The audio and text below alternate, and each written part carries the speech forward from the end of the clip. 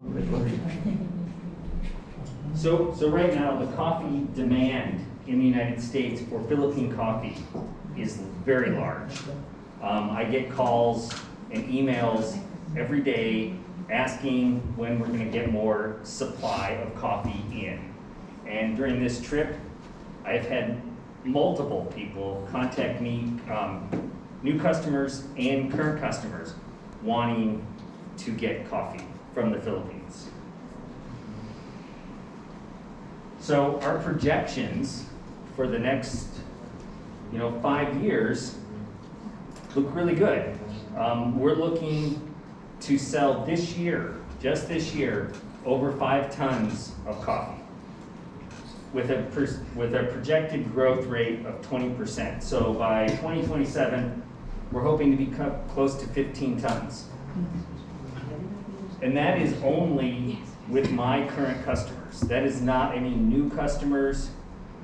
So we're going to be trying to get more customers, try to get more people wanting Philippine coffee. There are a lot of Filipinos in the United States who want to buy our coffee. And this number represents Arabica, Robusta, Liberica, and then some Excelsa. So we're trying to bring Liberica, Robusta, and Excelsa to the United States to introduce them and to try to find a market for them. So here's some of the companies that we're doing business with or potentially doing business with. The top one is Teofilo. He's probably the biggest person. Some of you might have received an email from him. His name's Ron Dizon. He's a great guy. Umaga Coffee out of Bakersfield, California. A Filipino couple, they're both nurses. During the pandemic, they started Umaga Coffee, and they are wanting coffee badly. And then the Philippine Coffee Company is another established coffee seller out of Houston, Texas, and I sell him green beans and some roasted beans. So, and then the other two are Perspective. They're both out of New York City, and they're looking for a steady supply of coffee. Plus, I have 3 or 4 other customers from California they've already placed their orders for coffee from this trip. So, why coffee from the Philippines? As you can tell, I'm part Filipino, right?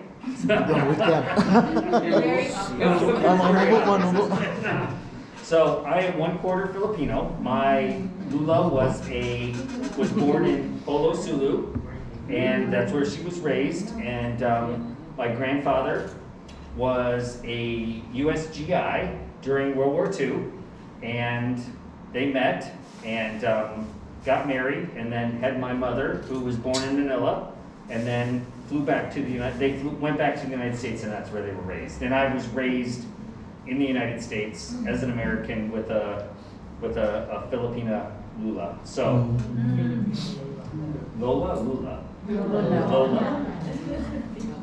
See, I'm working, getting there. So and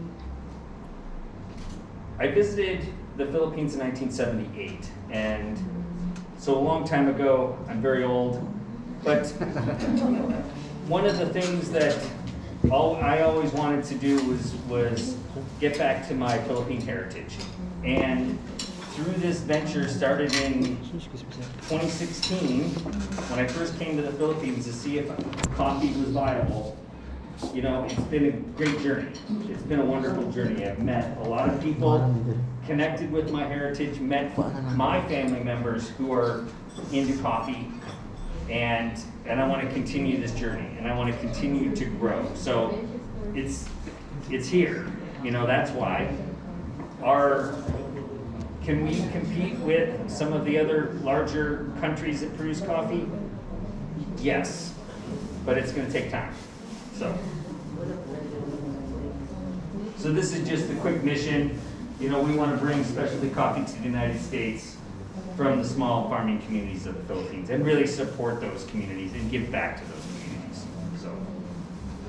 And So one thing that has come up, and I just briefly on this, so everyone kind of understands how the costs work. You know, we buy, TribungKape buys coffee at 400 pesos per kilo. By the time it gets to the roaster, with all these costs, it costs them 830 pesos per kg. Okay, so we've got freight, we've got export fees, import fees. And so the key that we need to work on our quality, consistency, because a coffee roaster in the United States can buy an Ethiopian that is scored at an 87, delivered to their door for 500 pesos per kg. So that's the competition that the Filipino coffee industry has. These countries are much more developed, and they've been doing coffee for a long time. So I just wanted to let everyone know that's just kind of a breakdown. And that is not a barrier for us right now. That is an opportunity. So we're looking forward to working with each one of the farmers and farmer organizations in regions to bring coffee to the United States. So, and thank you everybody for being here and joining us before Holy Week, and God bless, and I'll turn it over to Ray.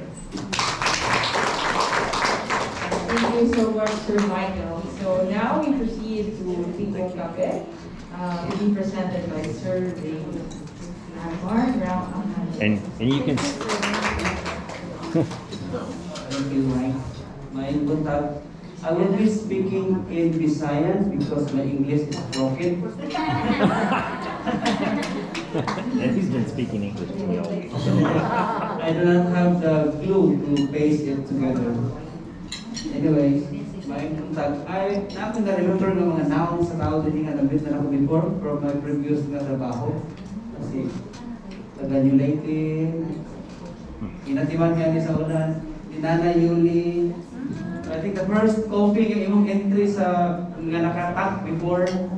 O, si Jaira na tuha, dalawa sa side, sa Davao rin na mga time sa Dibuka pa po. Then at least consistent ka ng tap kaya kung ganay, no? Bahala, dili, one, basta nasa tap. Kung dapat siguro lang yun, ay kanag, dili na kawarin mo na siya naka-face mask, no? Maraming of course, kung tagapako pa, dito wala, halos ako na, no? By the way, na-lost din ko kang ARD ka ganina, kaya mas maayos sa mag-English kaysa sa kang Mike. Mel, lasagna para kay Baliktad. Nakuha ko po kayo, nangapagod siya. Mura siya o CNN USA, mga reporter nga, blah blah blah blah blah blah blah blah. Ano na na? Because I was ashamed po. Oh, si Mike mas anyways, ganahan ako ni siya, libak-libakon, hindi mo siya kasabot ng siya. Tama ito nga, Pilipino siya. Ayaw na, nasunod bagay kanubo sa Pilipino kaya ang height mo. He is talking about you. Hindi na lang, kina-interpreter. Kabalit translator si Mike. Anyways, sige. Disclaimer lang noon niya, basit o mag-expect mo nga maayo kay kung critic lang sa inyong kape na maayo kay kuana, maayo kay kumang hinaway, Filipino, you know, Marites. Pero dili ko license Q grader, no? Nana ko experience, sabay sa senator, mas maayo pa siguro si Maribel sa ako or sa ubala ni sa kape. Pero kabalo lang pod ko makasinhot o makalamig o kanang walay labig o labig pod nga kape. Ano na maayo? Nana ko yung gamay, nga kahibalo. Anyways, ang topic is TribungKape. Ang akong number one buyer sa TribungKape is ang Coffee Ventures Coffee Company, of course. Mao na siya itong partner na kung mamalit ang ang TribungKape mabalit, then ibaligya po dito sa resisting. No? So dili na ko ibalik ya kung wala ko si order. O di ko mabalik kung wala si order para dili magpundo ang among karta dito sa Pilipinas nga wala sani matutoy po. Sige, dami niya ikaw no. Tayo. Mali ang panglantaw sa TribungKape Incorporated, no? Committed ta nga ipadayon ang pag-develop pa sa specialty coffee sa Pilipinas. Of course, nagsugod na karon, nag-take off na, no? Isugdan na og pangdala sa lain-lain nga nasod ang kape sa Pilipinas. Committed niya. Siguro, pinagi sa pagdugang atong kahibalo, pinagi po sa among mga kahibalo, ay i-impart sa inyo ha. Ang mission namo nga mahimo may leader nga coffee, become a leader in the coffee community and work in the pursuit of a sustainable coffee economy. Sustainably permit, dili mi one-time buyer, no? Actually, kung wala may kape karon, that's fine. Sunod croppings next year, o hangtod nga, gani, nakapay kape, o naapata nga mong kape, naapami. Hangtod naapa ko, naapay TribungKape, or siguro na ay successor sunod, mas okay po. No? Basta naapa tatanungin mga pihay, naapagin mi. Ang filosofiya, no, to have a business that is focused on continuous improvement. So sayang ko kanina sa Philippine coffee industry. By the way, dito mi sa Bukidnon atong naging simana na meeting na mo ang rapid food o uban nga mga farmers sa Region 10. Mo lang ang karon nga commodity o siguro daghan pud na yung commodity pa. Pero karon ang kape ang wala pa agency nga nagkunit sa gobyerno nga ligon pa ba? Kaya pa ang kape karon.